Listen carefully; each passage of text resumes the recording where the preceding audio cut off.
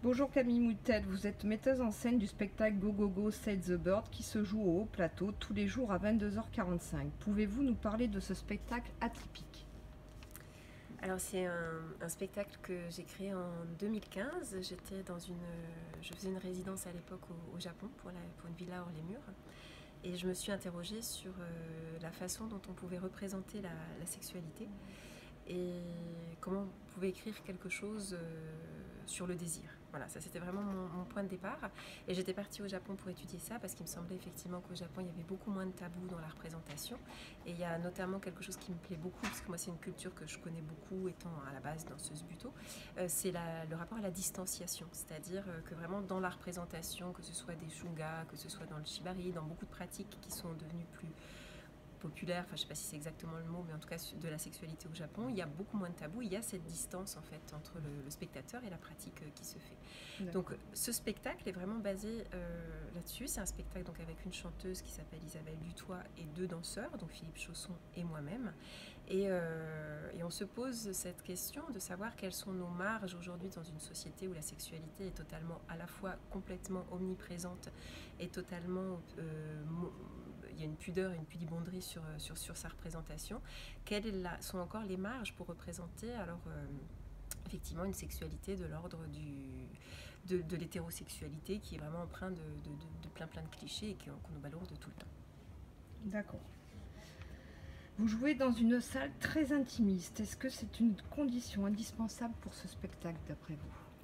Alors nous, le spectacle il est créé avec un rapport trifrontal avec le public, avec les spectateurs. Donc ça fait partie de la création à la base. Notre espace à nous est légèrement plus grand normalement. Là, effectivement, pour les conditions, il est rétréci de 2 mètres en largeur. Voilà, et de 1,50 m, je crois, en profondeur. Et ce qui m'intéresse, moi, là-dedans, c'est vraiment que le spectateur puisse se poser la question de son propre regard sur les sexualités, donc c'est-à-dire sur ces images qui sont en train de se dérouler devant lui. Et donc pour s'interroger sur son propre regard, il a la possibilité de regarder les autres spectateurs en train de regarder.